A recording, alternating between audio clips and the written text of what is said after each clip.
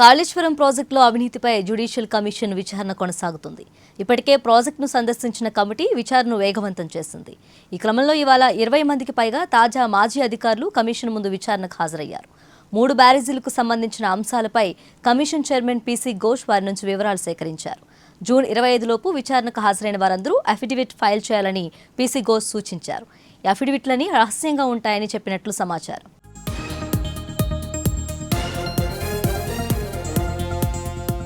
మేడిగడ్డ బ్యారేజీ కుంగడం, అన్నారం, సుందిళ్ల బ్యారేజీల్లో సీపేజీ గల కారణాలతో పాటు డిజైన్లు, నిర్వహణ, ఉన్నత స్థాయి కమిటీ నిర్ణయాలు, అంచనాల పెంపు తదితర అంశాలపై జస్టిస్ పీసీ ఘోష్ ప్రశ్నలు సంధించినట్లు సమాచారం. బ్యారేజీలకు ఈ పరిస్థితి ఎందుకు వచ్చింది, ఏం చేయాలని దానిపై ఆరా తీసినట్లు సమాచారం. బ్యారేజీల విషయంలో ఎక్కడో లెక్కలు తప్పినట్లు కనిపిస్తుందని పీసీ ఘోష్ అన్నారు. లోపం ఎక్కడుందో తెలుసుకునే ప్రయత్నం చేస్తున్నామన్న పీసీ ఘోష్ నిర్మాణ సంస్థల ప్రతినిధులను కూడా విచారణకు పిలిపిస్తామని చెప్పారు.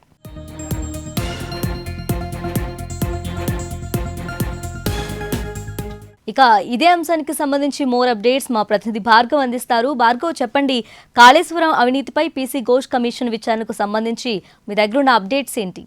రాష్ట్రంలో కాంగ్రెస్ ప్రభుత్వం కొలువుదీరిన తర్వాత గత ప్రభుత్వంలో జరిగినటువంటి అవినీతిపై కఠినమైన చర్యలు ఉంటాయి. ఖచ్చితంగా అవినీతి తావు లేకుండా ప్రజాపాలన కొనసాగిస్తామని ఒకవైపు ముఖ్యమంత్రి రేవంత్ రెడ్డి చెప్తున్న నేపథ్యంలో అతిపెద్ద స్కామ్ అంటే గత 10 ఏళ్లలో కేసీఆర్ పాలనలో ఏదైతే అతిపెద్ద స్కామ్గా చెప్పుకుంటున్నటువంటి దాదాపు 1,20,000 కోట్లకు పైగా కాళేశ్వరంలో అవినీతి జరిగిందని కాంగ్రెస్ పార్టీ మొదటి నుంచి కూడా ఆరోపిస్తూ వస్తుంది. అయితే ఈ నేపథ్యంలోనే అధికారం వచ్చిన తర్వాత కాళేశ్వరం ప్రాజెక్టులో అవినీతిపై జ్యుడిషియల్ కమిషన్ విచారణ చేపట్టింది ప్రభుత్వం. అయితే ఇప్పటికే ప్రాజెక్ట్ని కొంతమంది అధికారులు సందర్శించారు, కమిటీ విచారణను వేగవంతం చేశారు. ఈ నేపథ్యంలో ఇవాళ 20 మందికి పైగా తాజా మాజీ అధికారులు కమిషన్ ముందు విచారణకు హాజరయ్యారు. 3 బ్యారేజీలకు సంబంధించిన అంశాలపై కమిషన్ చైర్మన్ పీసీ ఘోష్ వారి నుంచి వివరాలు సేకరించారు. జూన్ 25 లోపు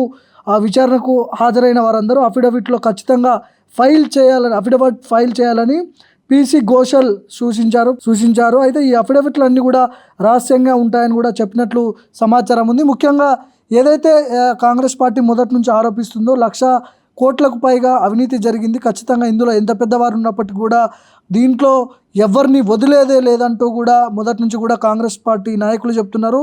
ముఖ్యమంత్రి రేవంత్ రెడ్డి కూడా దీని మీద ప్రత్యేకమైన ఫోకస్ పెట్టినట్టు కూడా తెలుస్తూ ఉంది. ఈ నేపథ్యంలోనే ఒక ప్రత్యేకమైన కమిటీ వేసి మేడిగడ్డ బ్యారేజు, అదేవిధంగా అన్నారం, సుందిళ్ళ ఈ ముఖ్యమైన బ్యారేజుల్లో కొన్ని సుదీర్ఘమైన సమీకరణాలు అంటే సుదీర్ఘమైన చర్చలు జరుగుతున్నాయి. వీటి మీద మేడిగడ్డ బ్యారేజ్ కుంగడం, అన్నారం, సుందిళ్ళ బ్యారేజుల్లో సీపేజీకి గల కారణాలతో పాటు డిజైన్ల నిర్వహణ, ఉన్నత స్థాయి కమిటీ నిర్ణయాలు, అంచనాల పెంపు తదితర అంశాలపై జస్టిస్ పీసీ ఘోష్ ప్రశ్నలు సంధించినట్టు కూడా తెలుస్తూ ఉంది. అయితే బ్యారేజీలకు ఈ పరిస్థితి ఎందుకు వచ్చింది, అసలు దీని వెనకాల ఉన్న కారణాలు ఏంటి, ఎందుకు ఈ పరిస్థితి వచ్చింది, అసలు ఈ బ్యారేజ్ పనికొస్తుందా లేదా, ఒకవేళ మోడిఫై చేస్తే పనికొస్తుందా లేదా అనే అంశాల గురించి సుదీర్ఘంగా చర్చించినట్లు కూడా తెలుస్తూ ఉంది. ముఖ్యంగా బ్యారేజీల విషయంలో ఎక్కడో లెక్కలు తప్పినట్లు కూడా కనిపిస్తుందని కూడా పీసీ ఘోష్ అన్నారు. అయితే లోపం ఎక్కడుందో తెలుసుకునే ప్రయత్నం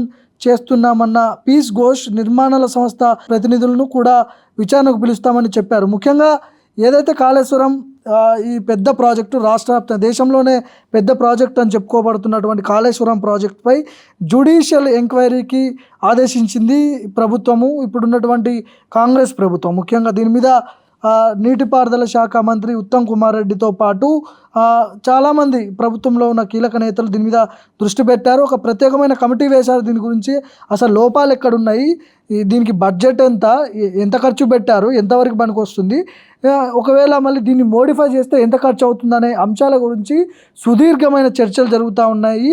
మరి దీని మీద ఒక ప్రత్యేకమైన ఫోకస్ పెట్టింది గవర్నమెంట్ అని చెప్పుకోవచ్చు. చూడాలి దీని మీద మరి జస్టిస్ పీసీ ఘోష్ ఎలాంటి చర్యలు తీసుకోబోతున్నారు, దీంట్లో అవినీతి చేసిన వాళ్ళ మీద అనే అంశాల గురించి అయితే మనం వేచి చూడాల్సి ఉంది.